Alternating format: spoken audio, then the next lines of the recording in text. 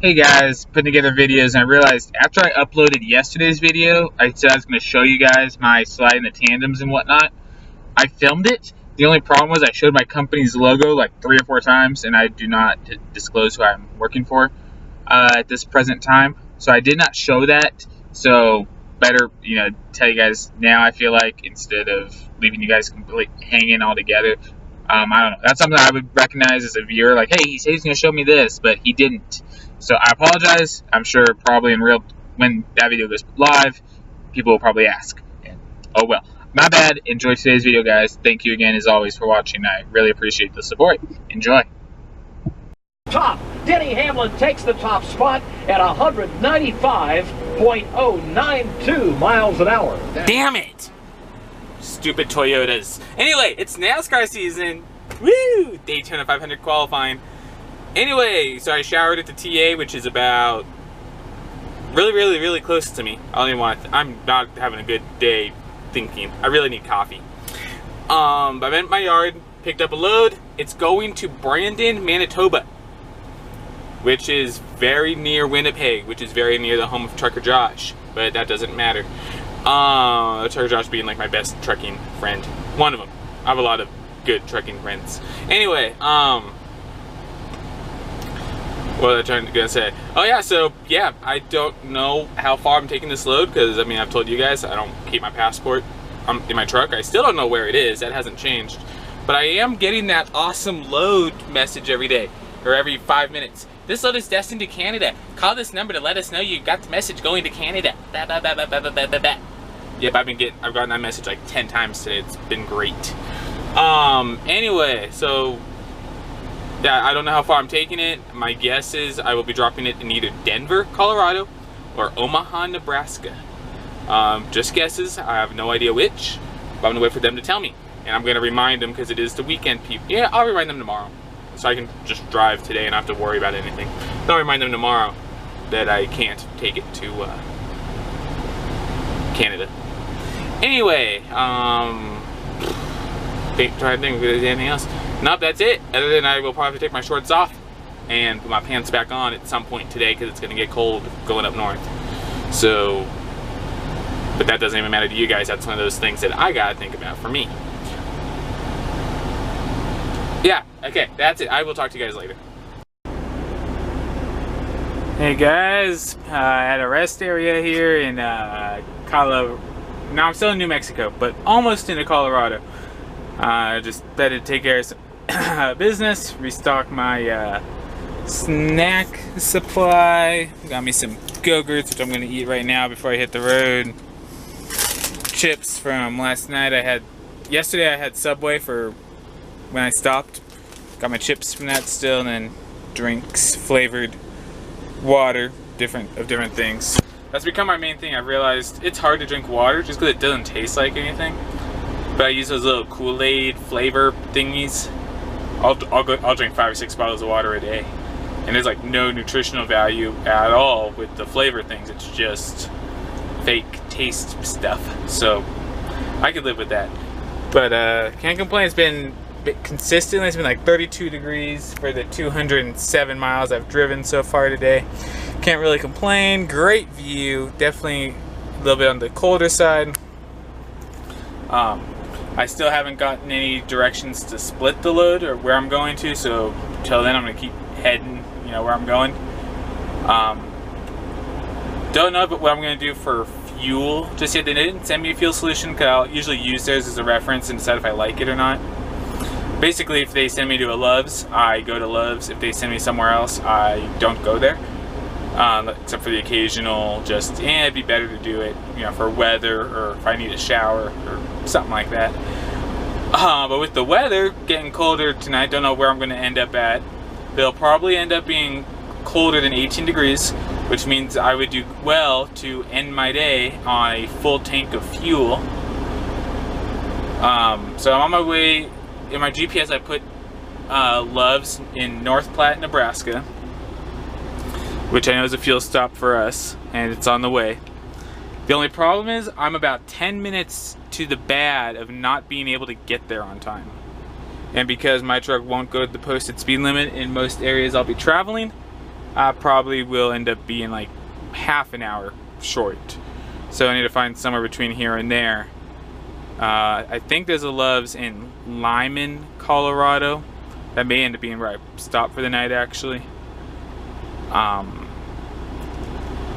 still need to see first. But anyway, yeah, thinking out loud like I always do for when it comes to fuel. I realize I do that a lot. I'm trying to plan it out and be smart. Love's has a deal going on this month, actually, where they're giving extra points per gallon of fuel and diesel exhaust fluid that you purchase, regardless of your rewards status. So definitely trying to be faithful with Love's, rack up my points this month with that special.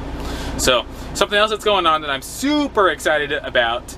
Yesterday I purchased 2 tickets and pit passes to the NASCAR race in Fontana, California.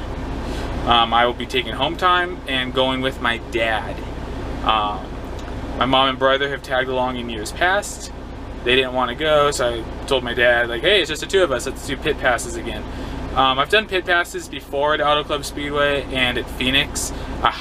Phoenix was fun. Phoenix was what you'd expect for a more conservative area, much more laid back. We got shuffled into a group we were not supposed to be in, which resulted in the one and only Jimmie Johnson bumping into my buddy. Jimmie Johnson, being the class act that he is, turns around and says, sorry man, but we had to keep going because it was we were behind the stage for driver introductions. That was, I want to say, like 4 years ago, I think, in the fall race. But then the Auto Club Speedway, oh yeah, that's another thing too. At Phoenix, around all the big cars, there was a bit of security, but you could still get up, you know, a couple people at a time, right next to the car, and get your picture taken. There is no security around the underfunded teams whatsoever. You could go up, you could punch those cars if you wanted to without any issue, probably. I wouldn't recommend trying, but you probably could. In California, no, they had the cars roped off for like a 15-yard radius. Like, you were not getting anywhere near those majestic pieces of machinery. So, yeah, I'll do it again and see. Yeah, my dad's a Martin Truex Jr. fan. I got him a bunch of Martin Truex stuff for Christmas. I was a Dale Jr. fan. He retired. Since all my gear that I have for him is more just 88 and Nationwide stuff, I'm thinking I'm on the Alex Bowman bandwagon this year, who's driving Dale's old car. But Nationwide is still a sponsor. It's still the 88 car. So I'm thinking, because that stuff's expensive and it's just not my cup of tea to invest a lot of money into sports memorabilia, sports gear. But I do recommend getting stuff, but taking care of it.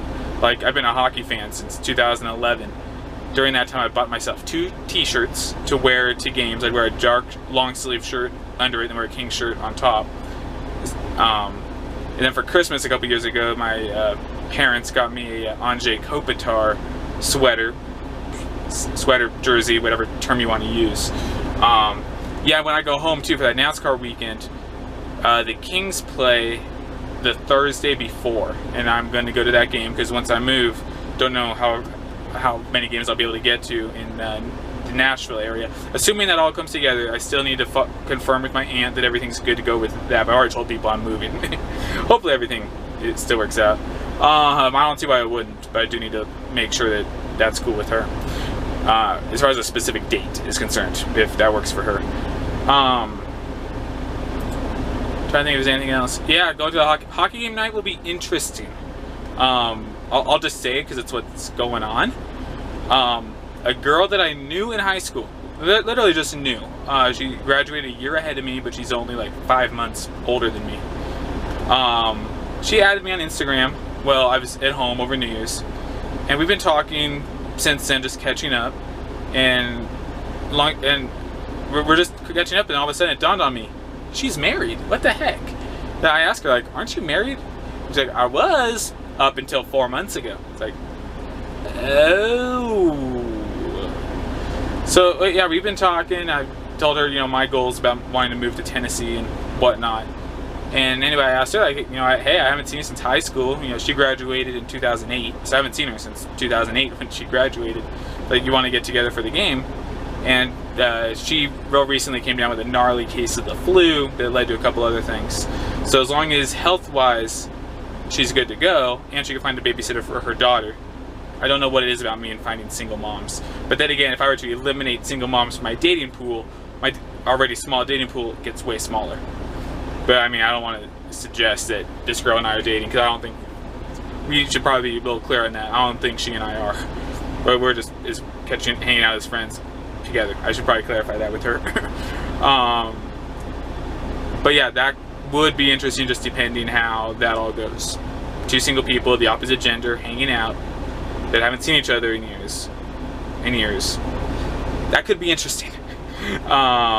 Especially with Texas Girl. But since Texas Girl isn't really responding to me though, I mean, she sent me her address a couple days ago. I asked for clarification and she can't give me clarification on, do I need a name or an apartment number or anything. I mean, if that's the type of information, you know, effort she's gonna put into it, I might be washing my hands of that situation sooner than later. Kind of depends what happens when I go home. Anyway, this has been a long clip, 8.5 minutes. So anyway, I'm gonna shut up, drive, and see what ends up happening. Alright guys, it's been about 2 hours since I last filmed anything. Something about trucking that I really truly appreciate, the views like this. Colorado, I would say Colorado, Kansas, Wyoming when it's not too windy and in the flatter areas. There's something about these flat, plain, colorful skies. Like, I never understood this, but I mean, when I was in school, learning how to do PowerPoint and stuff like that, learning how to use a computer, they'd have different color schemes, and it'd be like sunrise, sunset, and I just never quite understood it, because what I would see in Southern California, at least, is a sunrise and sunset. It didn't match the scheme that the computer would have. But out here, not in California, particularly Wyoming, Kansas, Colorado, the Great Plains, I get it now. Like it's connected a dot for me. At least I understand how they named the schemes, you know, what they named them. So yeah, definitely a very awesome view. So yeah, gonna keep driving. Don't know how far I'm gonna get. I'm battling my 70-hour clock this week. So as you can see, hours to be gained. Tomorrow I get 8.5 hours back, 7.5 the next day.